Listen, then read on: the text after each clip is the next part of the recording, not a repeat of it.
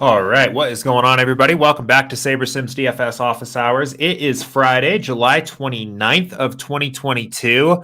It is NFL Week 1 salary release day, at least on DraftKings, if you hadn't already seen it. DraftKings now has, it looks like, basically their full set of contests and player salaries up here for Week 1. So definitely building some NFL hype and anticipation here on this Friday. I was messing around in some of those contests here, just starting to like hand build a couple lineups, see how certain salaries are coming together.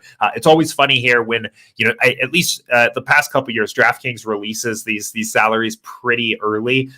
This is definitely, at least as far as I remember, earlier than last year. I remember it being like mid-August last year when we got these salaries. But since they're out so early, we're inevitably going to get that don't wish injuries on anybody, but we're going to get that training camp or preseason injury on some player and just have some ridiculously underpriced value plays heading into Week 1. But it is fun to have over a full month here of time to stare at these things and start hand building and messing around and seeing how things are looking. I am sure there will be some articles and videos coming out over the weekend and next week of initial picks, initial value plays and sleepers and probably even like some chalk. I was just looking today here, 6.4K Najee Harris at running back stood out to me, priced like $100 more than Josh Jacobs, priced $200 more than Alexander Madison, a 2,000 salary discount off of like Derrick Henry. Just seems really underpriced to me. That was the first name that really popped out here.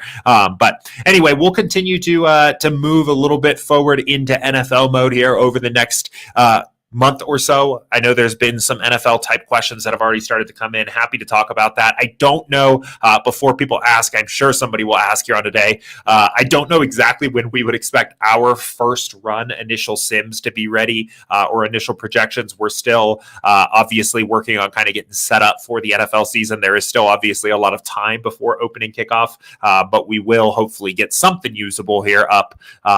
I would say probably in the next few weeks or so as we get a little bit closer to NFL. But in the meantime, we still have plenty of baseball going on. I know there's a couple baseball questions here in our queue for today. Also a question about MMA.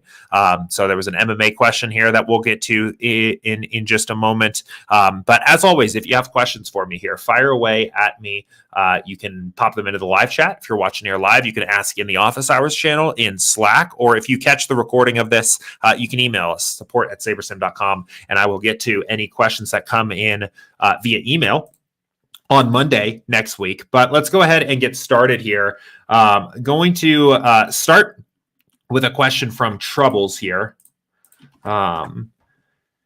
And a timely question for sure, a relevant question. Hey, Jordan, how do you decide when/whether to fade Coors games against good teams? Got caught last night fading in most lineups since it went 2-1 Tuesday, and obviously guessed very wrong on the Dodgers. Would default to more ownership tonight, but am always waffling on that park. Any thoughts or heuristics you can share? When to fade Coors versus eat it? Yeah, so Toasted Taters knows me well. He said Jordan does not like heuristics/rules of thumb, and that's true. I think it's tough. This depends on a lot of different things. Ultimately, like my individual stance on how I'm going to tackle a Coors Field game, right? It depends on the projections of that game, right? It's different. We just had the Pirates here for a Coors Field series. That's a very different Coors Field situation than when the Dodgers are in town, right? It also depends a lot on the slate context. What is the overall quality of other hitting stacks on the slate? Even to some extent, what is the quality of the pitching situation, right? Like there are certain slates. Tonight, I think, is actually an interesting example where, we have so much high quality pitching that I suspect, and this is just like my very, very initial stance on how the slate might break out. I think it might be easier to just get to so many different other quality pitchers that you can kind of diversify and get some get a little bit different in your pitchers, that it allows you access to more Dodgers, right? Case in point, obviously, projections have a long way to dial in as well as ownership projections do. But if we truly get, an 8% owned Justin Verlander and a 42% owned Garrett Cole, it seems like a very easy way right there to kind of diversify. You could be pairing you could potentially be pairing a guy like Verlander plus, a less chalky, cheaper option, Jeffrey Springs or something like that, or I don't know, going down the list here. I don't know. There's a lot of good pitching here tonight. Even a guy like, Martin Perez, or some of these cheaper options here, and then just pair them with chalkier Dodgers and have like at least a decently constructed lineup there. It also depends a lot on the contest you're playing too, right? Like, you may have to take more shots at fading a game like Coors Field if you're playing the largest field GPPs or something like that, but you might not need to if you're playing some of the smaller contests. So all of that to say, yeah, I mean, I don't really like heuristics. It's hard for me to say auto fade Coors or auto play Coors most of the time. For what it's worth, last night I had a lot of Dodger stacks. I had a ton of Dodger stacks. I actually had more Dodger stacks than I would have like intuitively been comfortable with. I ran my research builds at lock and found that the Dodgers were like especially the big three of like Trey Turner, Mookie Betts, and Will Smith were like 20% over-owned. And then I made adjustments to those players. I made adjustments to most of the Dodgers stacks to their projections and made significant drops to their projections. And then when I ran my builds, I was still getting a lot of them. And I just ended up rolling with it. Obviously, they scored 13 runs. I had like a slightly profitable night, but didn't really do anything to write home about, right? I mean, the one thing you got to remember is if you roster the super chalky team, even if they go off, you basically have to have the nuts in the rest of the lineup.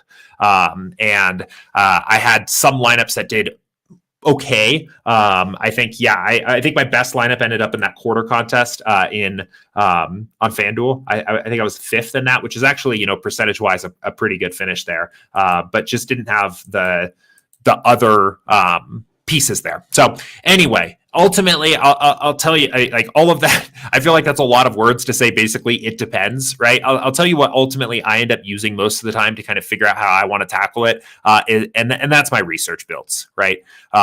This will help. It helps put everything into perspective for me. It takes into account all of the different components of the slate, all of the other players on the slate, how many other good teams are there to stack? What does pitching look like? How does the slate fit together as a whole? And I'll stick to get an idea of how I want to tackle the slate. It also does depend a lot on the slate size. I should mention that as well here, right? It's a 13-game slate tonight. Last night was an 8-game slate, right? So there's 5 more games here. And I would say the Dodgers are projecting to be similarly owned to what they were last night, or perhaps even higher owned, which, considering that the player pool has gotten longer, that means relatively speaking, they are even higher owned than they were last night. So I might be more inclined to fade tonight, or at least be a little less on the Dodgers than I was last night for that reason alone. The relatively speaking, they are going to be even higher owned, it seems like right now. But we'll take a look at this. We'll run this research build here, and I don't know, I'll give you some thoughts on kind of what I'm thinking here. But take a look. I'm curious to see how this shakes out. It does seem like there are a few more competitive teams, at least in terms of run totals here today. That might be a little bit more interesting. So, and for what it's worth too, yesterday, apart from the other thing to remember, apart from those top 3 guys, right? I actually didn't think the ownership on the Dodgers was that bad outside of the top 3. So I did end up I was under on Trey Turner, under on Mookie Betts, and under on Will Smith. But I had a lot of, God, I can't even remember who else was in the batting order for the Dodgers last night. I know I had a lot of like Zach McKinstry batting 9th. I had a lot of Max Muncy. So some of these other guys here. But let's take a look. Let's see how this research build is shaking out. So again, we have, obviously Dodgers most likely to be at the top, but also the most most over leveraged team here. It's interesting. I mean, so most over leveraged team here. I'm sorry, I'm messing up my words here. But the leverages are actually kind of like less egregious than they were last night, right? I think it's going to depend a lot on where these ownership numbers continue to go throughout the day. I should say the ownership projections based on what I'm seeing here would imply that they are going to be lower owned than they were last night. And that would make sense if it was a 13 game slate. So I was mistaken there. If these numbers end up coming up higher, if we get 25% owned Freddie Freeman at lock, 25% owned Cody Bellinger, right? 20% owned Max Muncy or something like that, I think I get a little bit more interested in fading here. I'm curious as well to just see how they compare to some of these other teams, right? It looks like, stuff like St. Louis stacks and Yankee stacks and Brave stacks are a little bit more comparable tonight, right? That's why this exposure column is so important, right? This can kind of put into perspective not just the ownership efficiency of the player, but how likely they are to be in the winning lineup.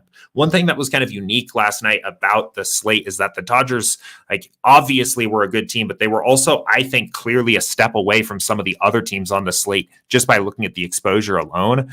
Tonight, I think it's a little bit more competitive in there. If I had to take a guess, and this tells a little bit of a different story, right? A clear stance that the 15% likely to be in the optimal lineup is a Dodger stack. Next best team, St. Louis at 9.5. Next best team, Yankees at 7.5, and then kind of a flatter thing here. It's tough. It's tough to say. I think let's look at a test build. Actually, let's run a test build and see. Let's say you were playing the mini max and turn some ownership fade on here, and otherwise leave this alone and see what we're getting here in terms of how SaberSim would build these lineups here by default. My initial impression here tonight, based on just kind of looking at the research build, is I'm probably likely to still be getting to some Dodger stacks tonight.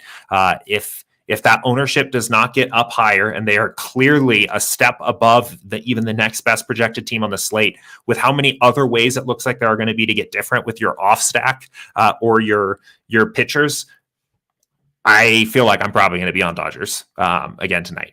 But that's kind of what I mean about there's not really a heuristic for it or a rule of thumb that you can use. It kind of takes a lot of context here. That was kind of live how I think through it, mistakes and all. I don't know if that's kind of helpful hearing me talk about it like that and go through my process like that. We'll see what happens in the test build here with a little bit of ownership fade if it puts me on a different direction. But just looking at that at first glance, it doesn't seem like especially for some of the not the first Dodger names that you think of, it doesn't seem like the ownership is going to be that out of control. And it seems like they're by far clearly the best stack.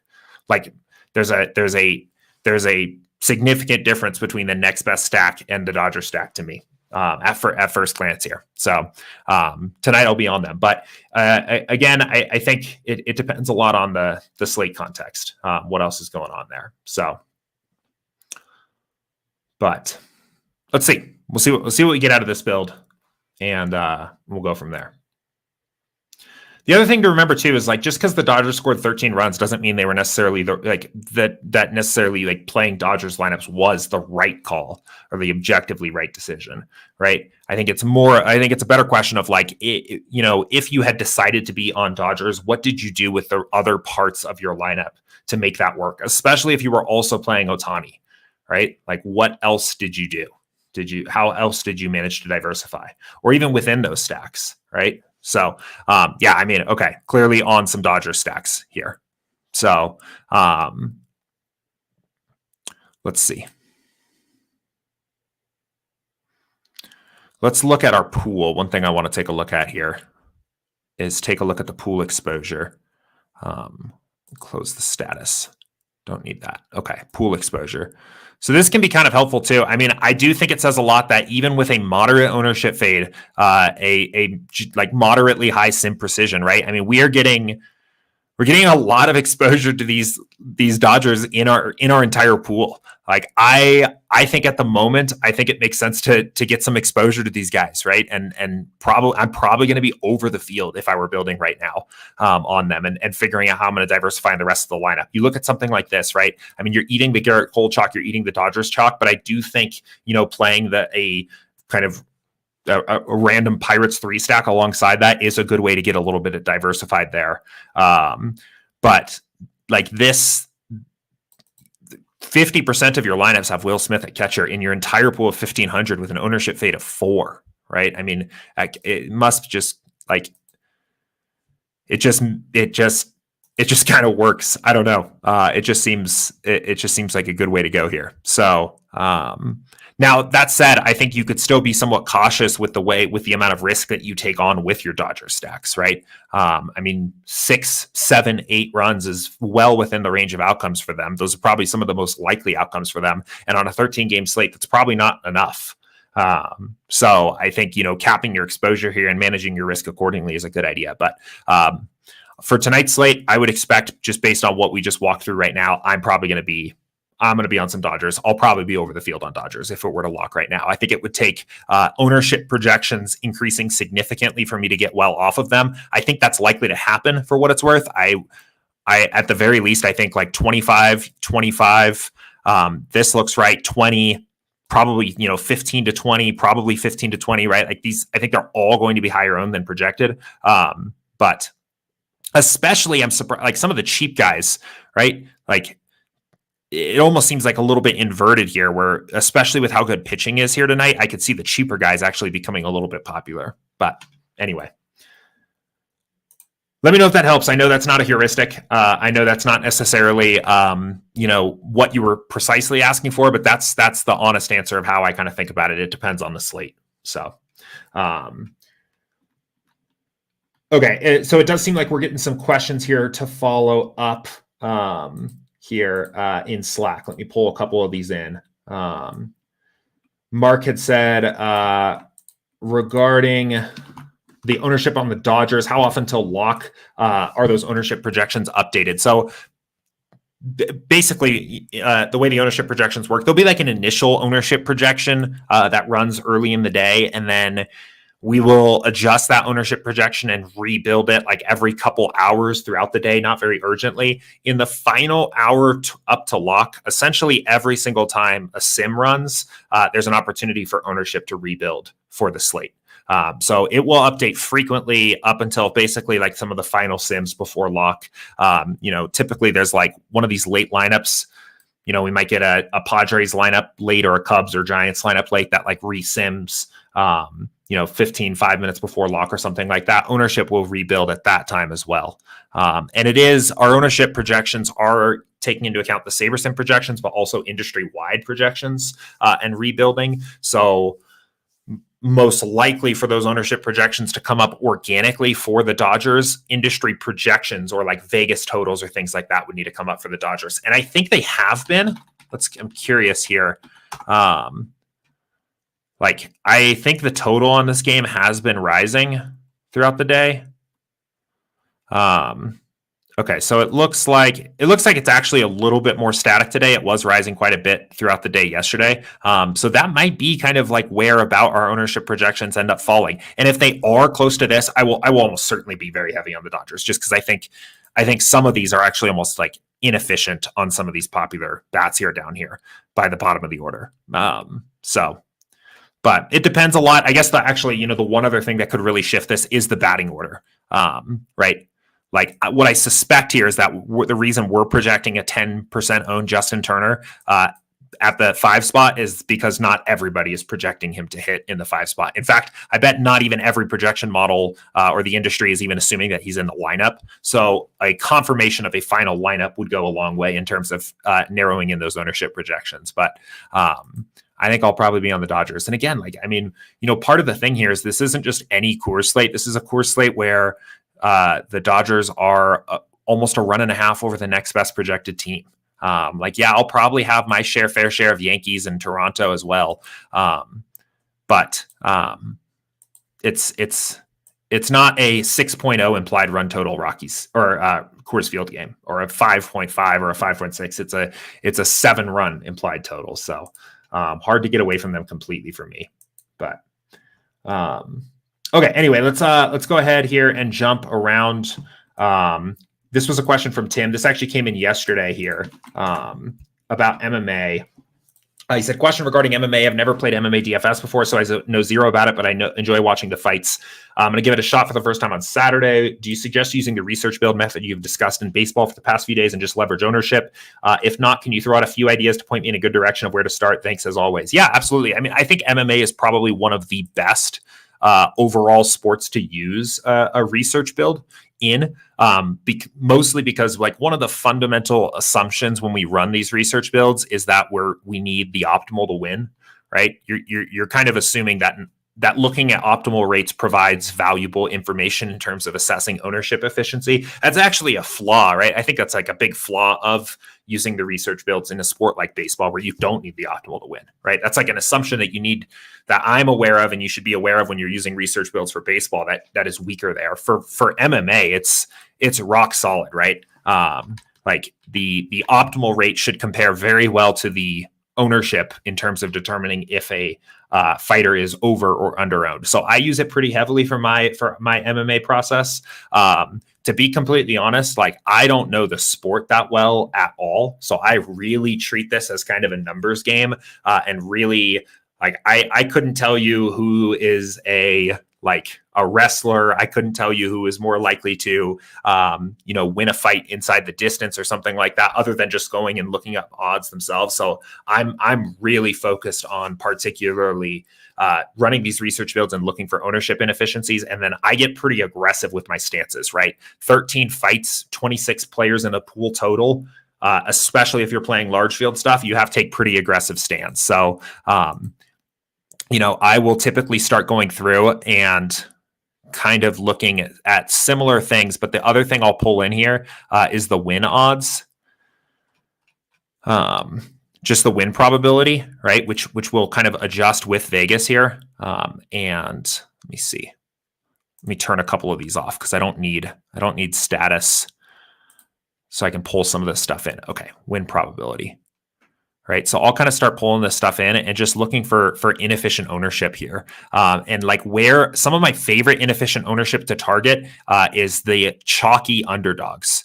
Right. So if you have somebody here who looks like, one of the top five, a top five ownership fighter here who only has a 37% chance to win the fight period, right? Some of this ownership starts to look a little bit more inefficient to me. And actually, when I was preparing for this stream here, this ownership is already updated. This was like 36 or 37%, like 15 minutes ago. So interested to see where that continues to go. But yeah, I mean, here's another good example, right? Brandon Moreno here, like probably one of the more inefficiently owned fighters on the. Oh, interesting. Both. Okay. Huh. This is interesting. So this flipped. These are fighters on the opposite side of the same fight here. So earlier it actually looked like the inefficient ownership here was on Kara France. Now it actually seems like it's more on Brandon Moreno, which is interesting, but something to just keep an eye on. I would probably take a pretty aggressive stand on one of those sides or the other.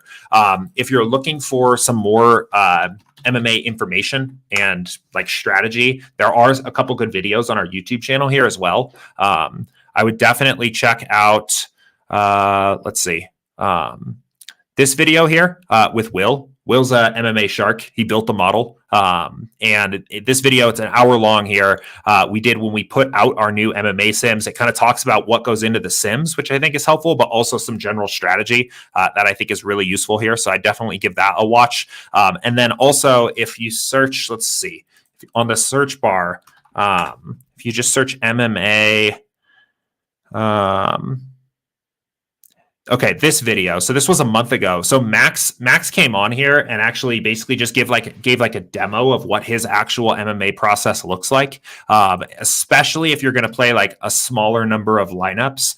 He has this strategy where he kind of specifically goes through the pool and looks and identifies particular lineups that are well leveraged because they either have like a low overall total ownership or a low overall total salary, and picks those lineups out of his pool and then enters those lineups into contests. I think that could be a really good approach, especially if you're playing a smaller number of lineups. So that would be another thing I would look for. But yeah, I mean, again, my strategy for MMA is mostly just to look at the ownership projections versus the optimal rates and take some pretty aggressive stance. That's how I end up handling it here. And I know weigh-ins are going on here today. I think odds are going to be shifting quite a bit. So I would say probably better off, rather than spending a lot of time on it right now, maybe either tonight after we run some of the final simulations, or tomorrow morning would be a good time to actually start spending time like doing that research and diving into the slate, because it does look like things are shifting a little bit here. So, but yeah, sometimes the other thing I like to look at too is just overall, instead of looking at just like what are the most inefficiently owned plays, I'll look for specifically inefficiently owned underdogs. And actually, it doesn't look that bad this week. But sometimes I think like my favorite thing to exploit when we're talking about MMA is when you get an underdog who is particularly overowned, right? Like there's a salary inefficiency there, so that the fighter might be underpriced and it's driving up their ownership like crazy, but the fighter's most common outcome is still to lose the fight. You just get this big like mismatch there, and I think those are really good opportunities to exploit. But honestly, ownership doesn't look that inefficient here for this particular slate at the moment. So I'd keep an eye on it and see how things are looking, overnight tonight. But it might be a slate that I would play like a little bit more straight up almost, and try to just match optimal rates or match win probabilities a little bit more than like particularly exploiting an ownership edge, because it doesn't really look like we're going to get a big one, at least right now. So we'll see. Okay, let's keep it going. Okay, so a question from Mark about the DFS profit plan here. He said, I have $25 to spend on diversifiers. I put $5 in the quarter jukebox, and I'm not sure what to do with the remaining 20. Is it better to put it all in the $1.20 max, or put 40 entries into the 50-cent mini 150 max? Yeah, this is sometimes a confusing situation here. I would put it into the 20 entries into the $1.20 max here. A good tiebreaker when you're kind of in between here. What I typically do and what our research recommends is, when you're trying to decide if like where the kind of final remainder of your money's going, if you can afford to go up in stakes slightly to max a contest out, it's generally going to be better to do it than to play a contest at a lower stakes that you can't max out. So in this case, you have $20, right? I actually think I used this exact example in the video here to demonstrate this. So you have $20, you'd be better off putting that into the $1 solo shot than 40 entries into the mini max. And I think the reason for that, just at least in the research, is that, in what is essentially a tiebreaker situation, generally, if you can afford to max the contest out at a higher stakes, it's just going to be a contest that plays a little bit softer, right? And that is true of the solo shot. The solo shot on the average night is going to play a little bit softer than the mini max. So you might as well get a little bit more bang for your buck there by putting it into that contest. So good question though. Okay. All right, let's see. A couple questions from Nipsey here. Let's see. Hey, Jordan, when I run my lineups in the simulator, it gives me a 150 set from the pool of 500. Is that 150s provided solely based on the SaberScore? The reason I ask is because when I go back and do my research on how my pool of lineups performed on the previous slate, there are always other lineups that have performed better than it is giving me. Also, how often are the metrics tweaked that go into SaberScore? Yeah, so I mean, by default, when you build your lineups on SaberSim here, your lineups are going to be sorted by SaberScore, right? You can sort them by other metrics. You can use things like projected score, other things like that. But by default, you're getting your top SaberScored lineups at the top.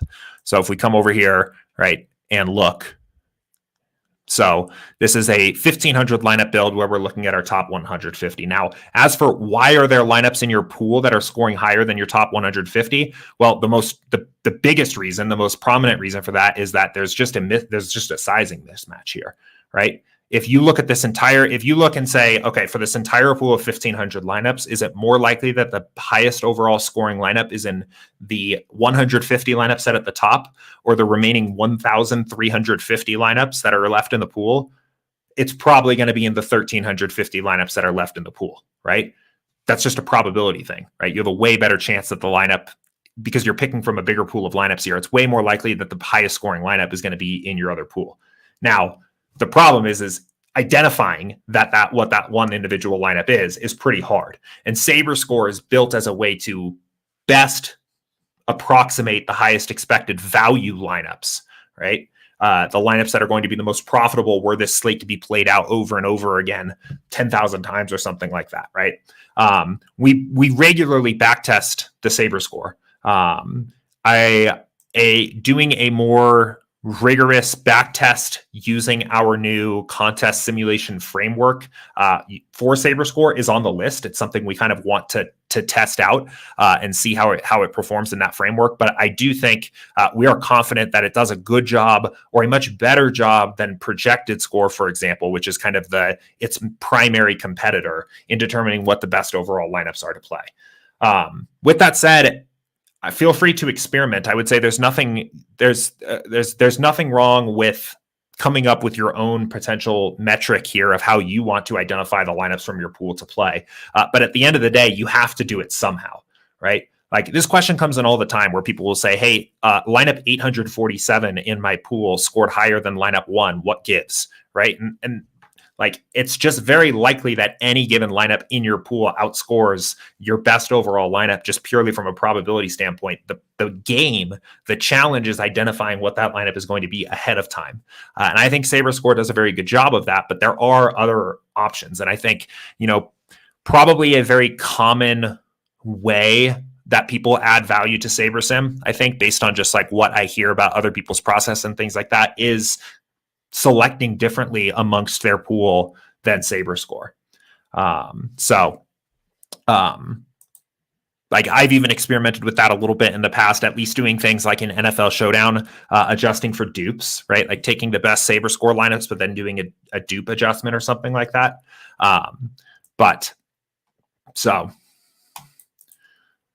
And then 400 Runner says, do you know what the metrics are that you use to compare SaberScore to projected score, or is it correlation to actual score? Basically, it's an algorithm. And what it does is it takes into account, it basically it's grading the lineups by how well they essentially fit the sliders, is basically a good way to look at it. So it's saying, okay, here are all the lineups. How well is that lineup correlated? Right? How well leveraged against ownership is it? And then in the sim precision, it's how well does that lineup score in its top percentiles? The higher the sim precision is, the higher that sim percentile is, right? So at like sim precision 6, we might be asking, how well does this lineup score in the top 10% of all sims?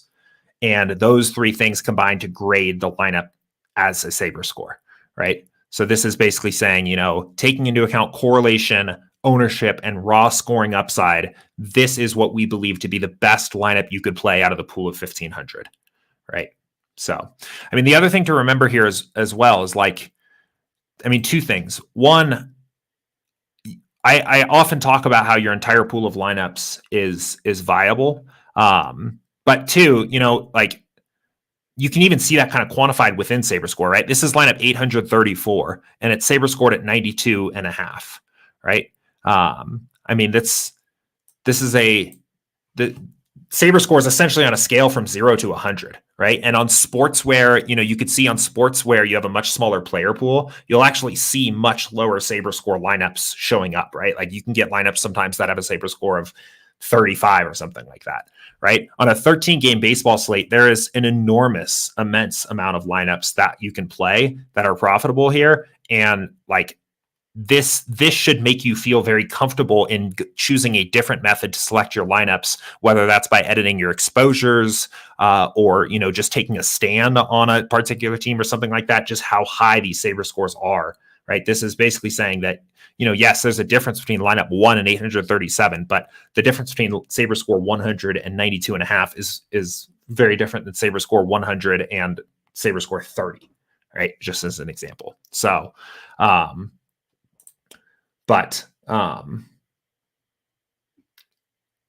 anyway, I just coming back to this original question here, I would proceed with caution in doing a really results-based review process and trying to figure out how you could have gotten the highest actual scoring lineups in your pool, right? that's also, it is worth noting. It's kind of, I guess, a nuanced point here, but the goal also is not, the goal of SaberScore is not to put the lineups that are most likely to score the highest average points at the top, right? That is not the goal. The goal is basically to put the highest expected value lineups at the top, right? Like let's see if we can find like the first no Dodgers lineup or something here. Let's just look, right? Let's do this.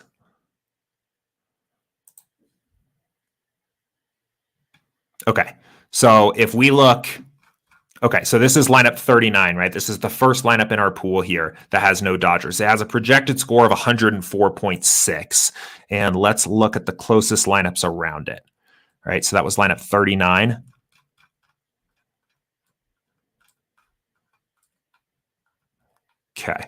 Okay, so this lineup has a projected score of 104.6. This lineup is a Dodger stack, has a projected score of 115.8, right? This lineup is not going to score similarly on an actual score level to this lineup or to some of the other Dodger stacks around it very often, right? And that's kind of the point, right? So if you're saying like this lineup is going to get outscored by most other Dodger stacks often, that is the point of it. The thesis of this lineup is that it is so low owned, right? It does not need to score as many points to win a contest or to be profitable when the Dodgers stack fails, right? They play two low owned stacks that need to do far less than the Dodgers to pay off basically relative to their ownership, right? It's expected value, not necessarily actual score. So anyway,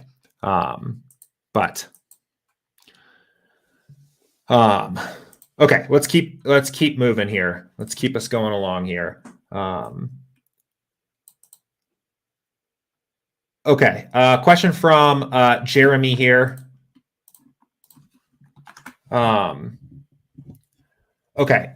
Jeremy said, "Hey Jordan, can you help me to decide where to take the stand against what the field is going to do for Showdown? What do you look for, especially less obvious slates where there's not an obvious top starter or a high run differential between the teams?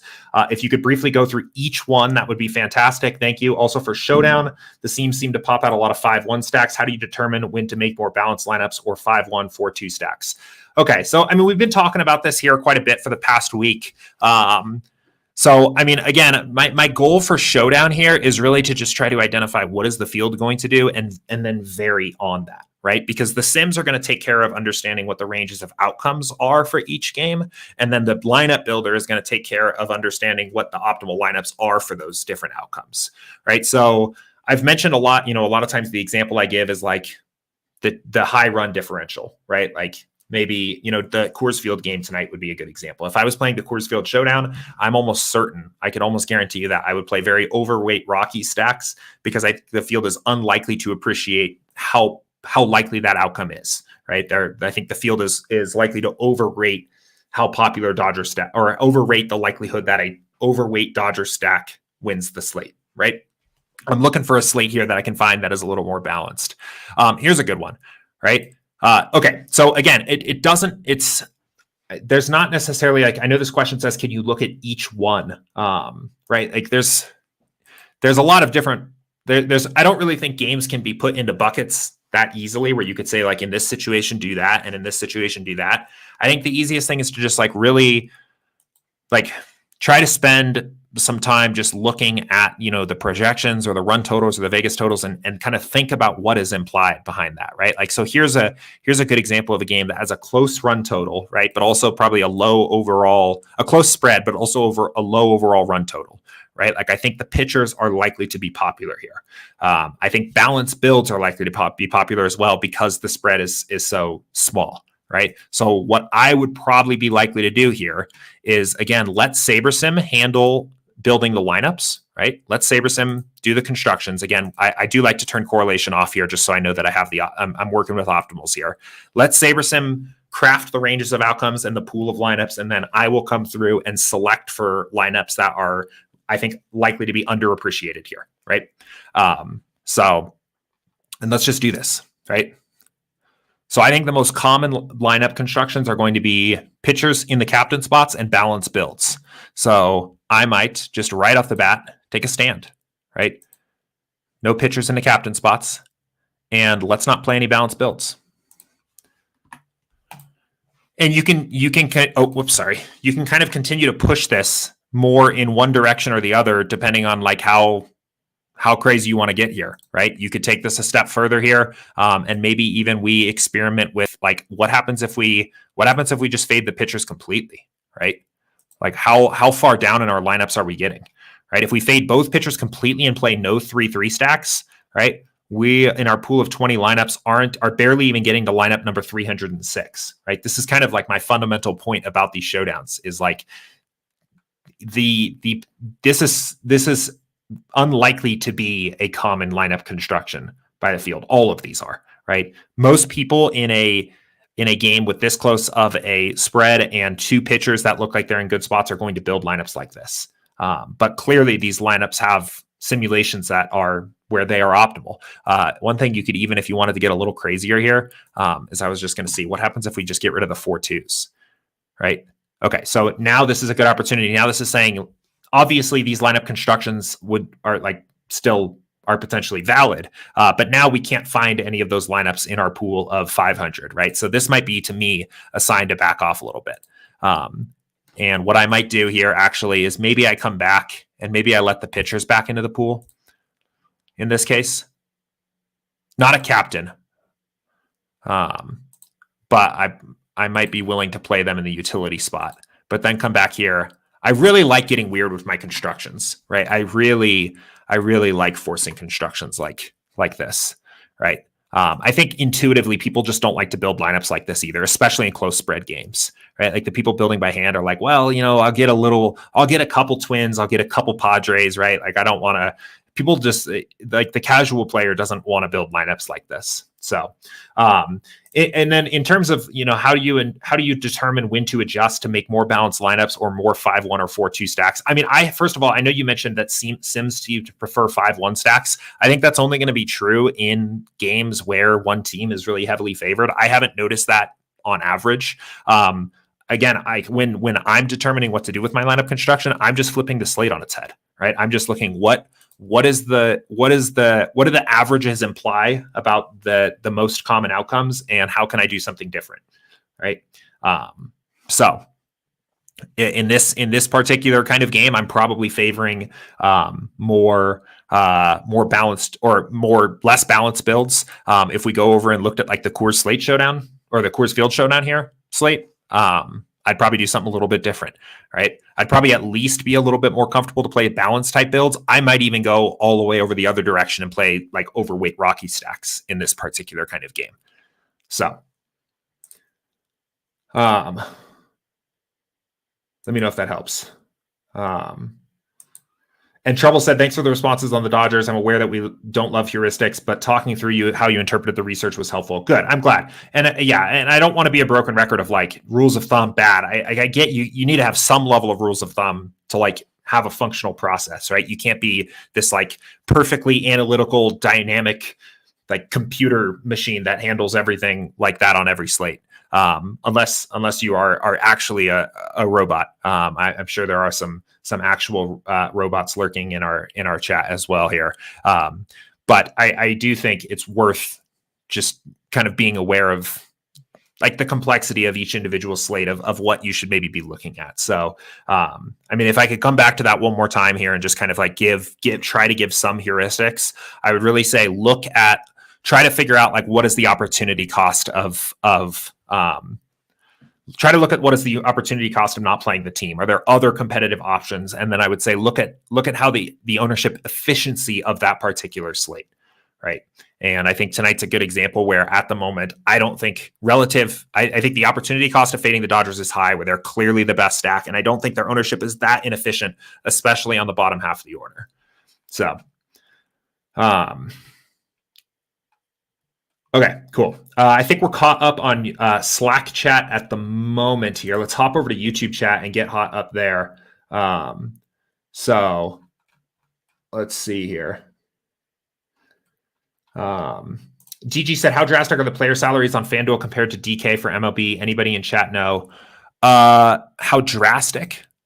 I mean, they're definitely different. There's differences there. I would say in a very, very average general sort of sense, I think DraftKings pricing algorithm is a little bit sharper. Like I think you're likelier to get those kind of like extreme, more wild player salaries on FanDuel than DraftKings. But yeah, I don't know. I think FanDuel's like got a little bit softer pricing in general, is what I would say. So, but I saw also this too. It looks like I Will Gamble said they can be very different, and then DG said I'll stay on DK only. I mean, I don't think salaries being different is like a barrier to entry on a site, especially if you're using a tool like SaberSim or any optimizer, right? Like the salary. That's one thing that like I think no matter what tool you're using, the salaries should be captured pretty well within your optimizer, right? Like that it's kind of just the table stakes of the game. So it shouldn't. I don't think it's necessarily a barrier, but oh yeah, what literally? Okay, Guy Will Gamble literally said I wouldn't look at it as a barrier to entry, just something to be aware of. Yeah, so same deal there. Welcome, Ryan. Glad to have you here. I do this stream open Q&A style every Monday through Friday at 2:00 Eastern. So as you are getting familiar, this is obviously the last stream of the week here. But as you are getting familiar, feel free to come join us and ask any questions and kick ideas around here on the stream. A couple other resources that I really, really would highly recommend. If you're not already in Slack, definitely recommend getting signed up in Slack. If you just signed up, you should get an email in the next couple of days with an invitation. There's also a link to join in the description of every past office hours show. So on our YouTube channel here, I put all the past office hour shows down here. You can come in here, check out the one from yesterday and get joined up into Slack. I had a spiffy shirt on yesterday as well. You get a chance to take a look at that. But there's a Slack link to join here. And then one other thing is in the app in the upper right, if you click settings here and then click help, this will take you to this really nice landing page we put together here with kind of a short 8-minute introduction to SaberSim and then tutorials and FAQs that will all take you to basically our knowledge base here. I put in a ton of work this summer and late spring, basically updating all of this. Obviously doing this stream every week here, I get a pretty good idea or every day, I get a pretty good idea of what kind of questions and things people have. So this is all really up to date.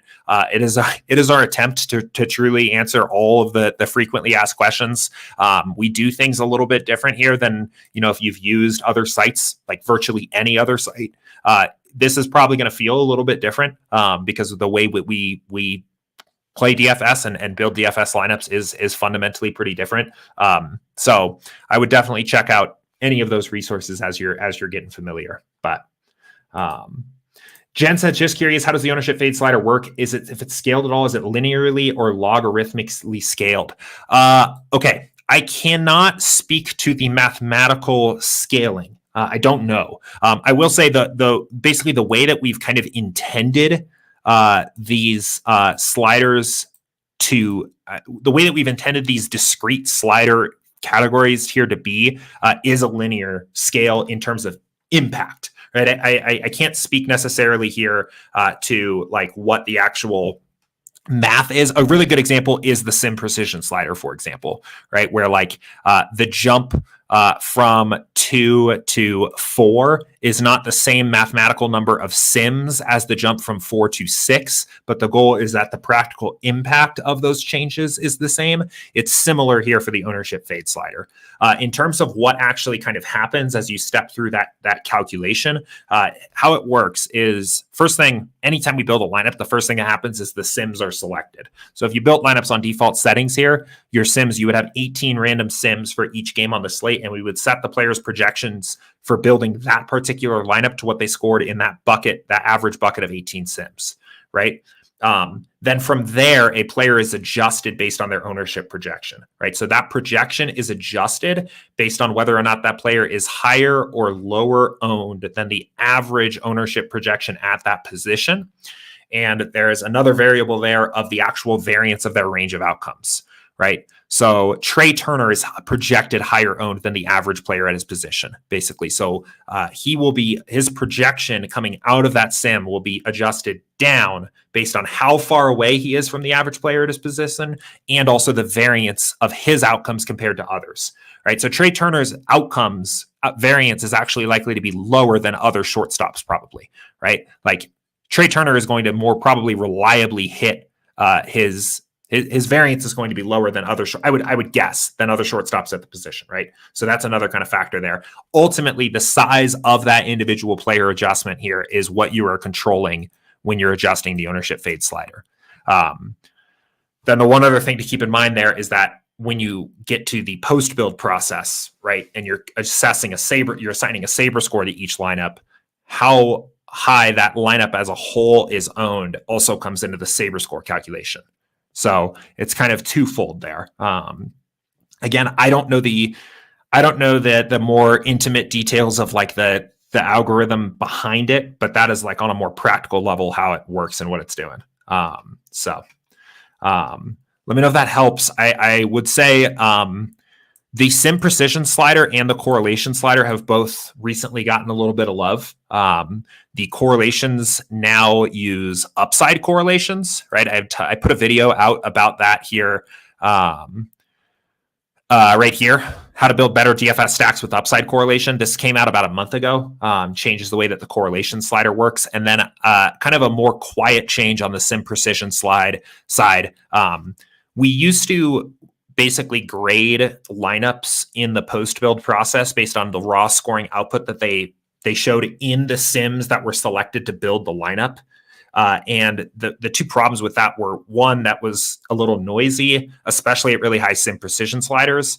And two, it was a little bit double counting, right? Because that sim, if the sim was high scoring enough to, well, all right, let me put it this way. The players that were put into that lineup like were already there because they were the highest scoring players from that individual sim. It is not as if we needed to then compare sims against each other for raw scoring output. So now the sim precision component of SaberScore in the post-build process now looks at an overall percentile, a percentile of how high that lineup scores, which is a little less noisy and a little less double county there. So with that said, coming around to the point here, we have kind of eyed the ownership fade slider as something that maybe we want to at least just take a look at and see if there's anything we want to kind of update or potentially change there, just since correlation and sim precision have both had a little bit of recent love in the way they work. So they're potentially maybe we look at a little bit of an update there, but that's how it works. So guess here that it probably tries to trim total ownership, the sum of the ownership in a lineup and play with it, but not entirely sure. Yeah. So there aren't actually any, like, we're not heuristically, if that's a word, like cutting lineups past a certain ownership sum. It's all kind of relative to the scoring output of players in given simulations when that goes through. So Jared said on DraftKings, the Dodgers are so highly owned and it forces you to make a decision. How would you typically pick one Dodger to exclude to help with the build if it were necessary? So for what it is worth, I don't know if I would necessarily like take that exact approach, but I would probably look for the most inefficiently owned Dodger in the pool relative to the research build. I mean, so like tonight, it kind of seems like that player is becoming Trey Turner here pretty quickly here. I don't know what's going on at shortstop. Maybe no other shortstops are playing baseball here tonight, but it does seem like the ownership is getting a little crazy there. So I think that would probably be the direction I take. I mean, I do think it is a good idea to remember that at the end of the day, you do play lineups and not stacks, right? Stacks describe lineups, but you don't get points for Dodgers stacks. You get points for the Dodgers players that scored points here. So I do think it's worth being aware of the differences of ownership inefficiencies across the lineup, right? Like you could probably say the Dodgers are over-owned, but there is a significant difference between, what that looks like for Trey Turner and Freddie Freeman versus what it looks like for Max Muncy and Justin Turner. That's how I would do it. If you were basically going to say like, you know what, I'm Xing this particular player out. That's the way I would go about it. But I have been playing the FanDuel single entry series. I always look forward to it. They run that every year. I think they definitely do it for basketball and baseball. I don't know if it's a football thing either. I assume it probably is. But yes, highly recommend. I think it's a lot of fun. So a nice big prize pool for a single entry contest. Always fun. That was actually, funny enough, my very first ever win. My very first ever GPP win came in a $5 FanDuel single entry series contest in baseball. So around this time of the year. So pretty cool. Pretty cool stuff. Okay. Any other questions for me here today? I think we got to everything. I don't see anything coming in here. There was, I think, okay, so I did miss this one. I think this is kind of a goofy question here from Andrew, but worth mentioning here. I even copied the emoji code here. Is a 10-10-10 build viable for a contest with 1.2 million entries for NFL Week 1? Good question. I will say, our sliders, people have picked up on this before. In some ways, our sliders aren't very well optimized for differences between sports, right? Like almost every contest in the NFL lobby is greater than 10,000 lineups, and a ton of them are also greater than 50,000. So the fact that the scale kind of stops there isn't great for NFL. That's something we are aware of and we want to improve upon in the future and have sliders that are, not only well optimized for particular contest buckets, but also have the right contest buckets that fit what the lobby actually looks like for that particular sport, right? Like you could take this the other way too and say for tennis or for League of Legends or something like that, maybe buckets should be smaller because the average contest, there's never a contest over 50,000. There's not even a lot of contests over 10,000, right? So why not, bucket these out in a way that makes a little bit more sense for the lobby. And that's something that we are looking at here.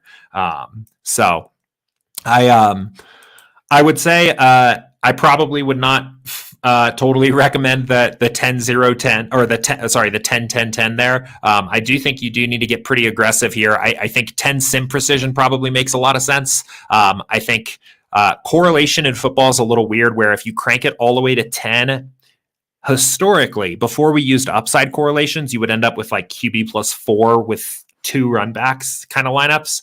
I'm interested to see this year what correlation at 10. Actually, you know what? We have a little time. Let's go run a build. Let's go see. I want to experiment and see what 10 correlation does for football now. Because I really do think the way our upside correlation works here now, I think it's gonna change the way that correlation slider works. And I think 10 correlation might actually, not to say that that's optimal, but it might not be as bad as it used to be at least. Let's do week 1 last year just for fun. Let's grab the main slate and let's run a 10-10-10 build and just see what we get. It'll be a fun way to end the week here of office hours. See what we get.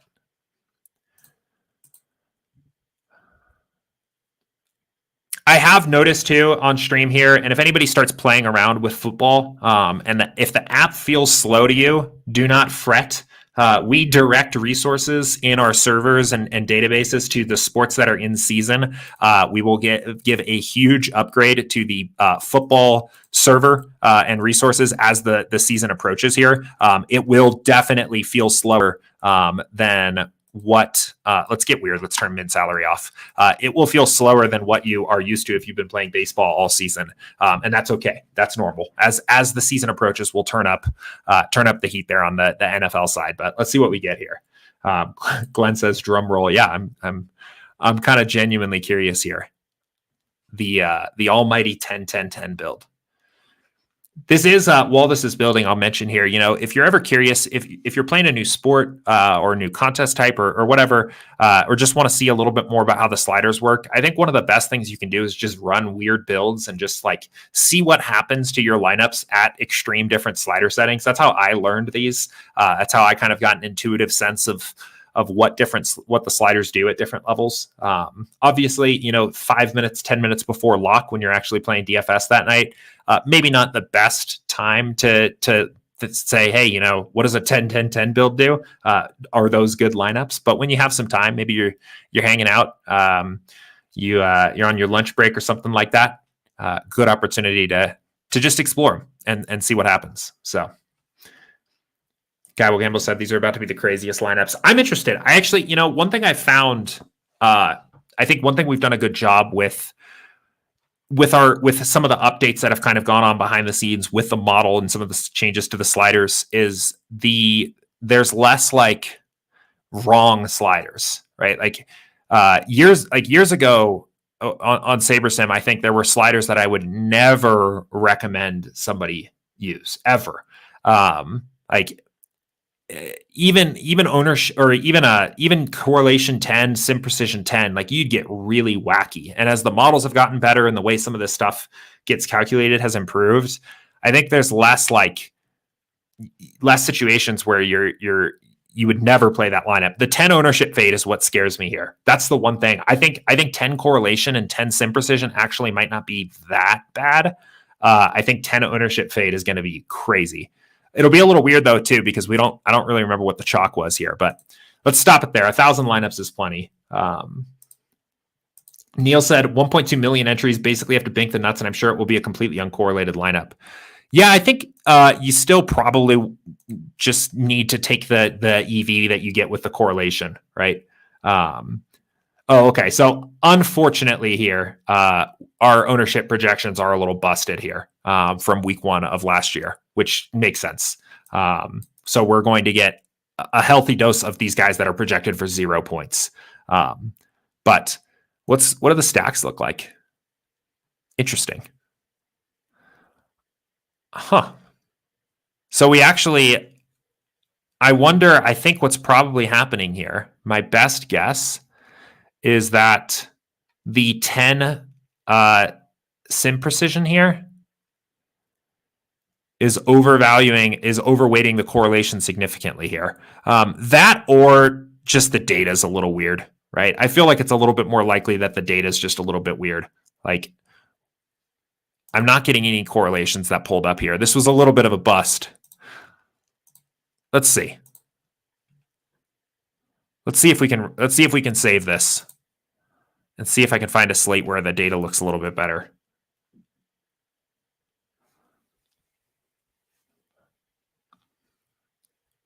Week 9, the team totals are missing here too.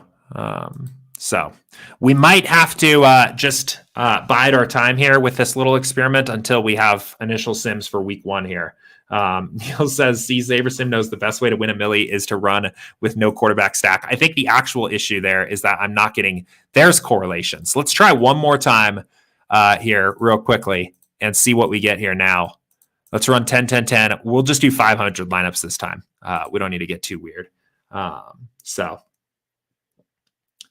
Mr. T said, this will be my first year of playing NFL. I'm curious to see what kinds of lineups SaberSim gives me. Is the strategy similar to any other sports SaberSim currently supports? It's interesting. It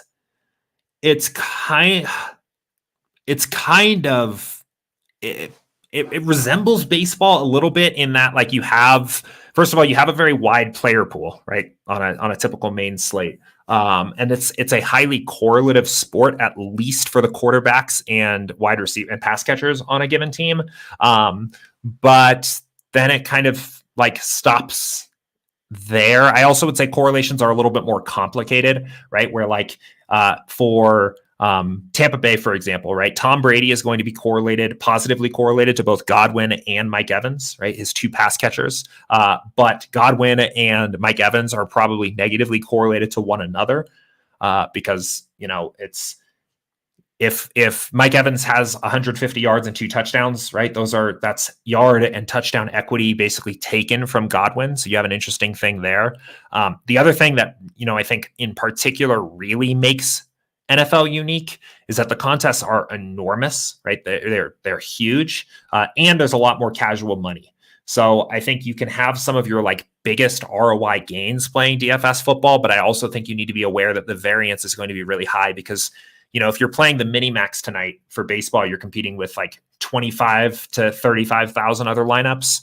In week one, you would be competing with like 240,000 other lineups. That is probably the single biggest difference, I think, in terms of like how it feels to play the sport, is that you are competing against just such a much larger pool. Now, a ton of those lineups are just like dead money, like legitimately no real shot of winning.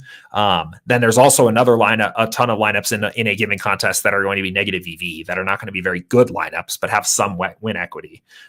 So it makes the contest a little softer, but I don't know. It's hard to say like there's not really a sport that like compares well to it in that way. I think there are a lot of like baseball and hockey kind of feel like they are sister sports a little bit there. I think tennis and MMA feel kind of similar to me. I don't know if football has that like direct comparison there. I will say it's a big sport. It's a lot of fun.